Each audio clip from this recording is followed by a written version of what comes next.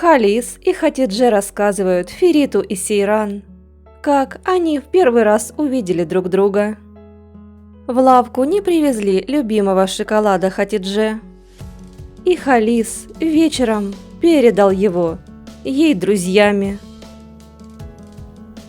Хатуч рассказывает, что даже не ела этого шоколада, ждала, когда он сам придет, но его так и не было. Казым нашел этот шоколад и съел. И с тех пор тетушка все стала запирать на ключ. Халис говорит, что его долг восполнить все непрожитое. Слава Богу, мы живы. Ты захочешь, я сделаю, говорит он. Тогда не будем больше тянуть, пока мое имя не запятнано. Нужно поскорее решить этот вопрос, сказала Хатидже. Хорошо, сказал Халис, завтра же мы едем к Казыму и просим руки. Далее дед просит Ферита отвезти Хатидже домой, а сам остался в парке. Суна заявилась к гадалке очень поздно, когда та уже спала. Она предъявила ей претензии, что та обманула ее. «Я сделала шаг и стало еще хуже», — сказала Суна. «Сейран-то я преодолею, а вот что мне с тетей сделать?» — спрашивает Суна. «Будешь ждать», — ответила ей Факрие. «Раз людей судьба не развела, время разведет». «Надо быть готовой платить, все выйдет из-под контроля», — говорит Факрие. «Мне сил не хватает, но у папы хватит», — сказала Суна. «Хорошо подумай, чего ты хочешь», — сказала гадалка. Шихмус догнал Ифакат в коридоре. Он говорит, что беспокоится за нее, а Ифакат рвет и мечет. Говорит, что с ума сойдет. Шихмус успокаивает ее, говорит, что не о чем беспокоиться. Если падишаха нет, король есть. Шихмус обнял Ифакат, и вдруг появляется Нукет. Шихмус объясняет жене, что немного поддержал Ифакат. «Хорошо сделал, но ты ведь хотел в туалет. Иди, а то намочишь все тут», — сказала Нукет. Далее она говорит Ифакат держаться подальше от Шихмуза. «То, что ты увидела, станет твоим концом», — сказала ей Ифакат. Вдруг Факрие позвонила Ифакат и рассказала о встрече с Суной. Она советует Ифакат для того, чтобы остаться хозяйкой в доме, принять решительные меры в отношении пожилой Хатуч. Тренер Дарук пишет Асуман СМС. Она отвечает ему, что не знает, когда сможет прийти в спортивный зал. Дарук звонит ей и говорит, что он в парке недалеко от их дома.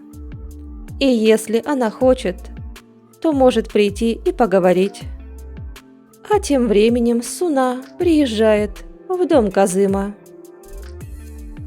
«Эсма», — говорит Казым, увидев Суну, — «спроси у этой предательницы, где моя единственная доченька и тетя». «Твоя непредательница, доченька, вернулась к своему мужу», — сказала Суна. «Ты ошибаешься», — говорит Казым. «Рядом тетя, и она никогда им не позволит». «Да мы и в подметке не годимся этой змеюке, тетя», — говорит Суна. Казым запрещает так говорить. «Да вы совсем ничего не знаете», — сказала Суна. «Халис предложил нашей любимой тете выйти за него замуж, и она согласилась». Эсма не смогла скрыть свою улыбку на лице, а Казым, посмотрев на жену, потом на дочь, упал на диван, выронив костыль. Когда он приходит в чувство, то говорит, что Хатуч, стыдно даже теперь домой вернуться. И вдруг слышится сигнал машины. Ферит катает по двору Сейран и Хатидже. Казым выскочил на улицу. Он заявляет Фериту, что к арханам никого не отдаст. И велит Сейран сейчас же идти в дом.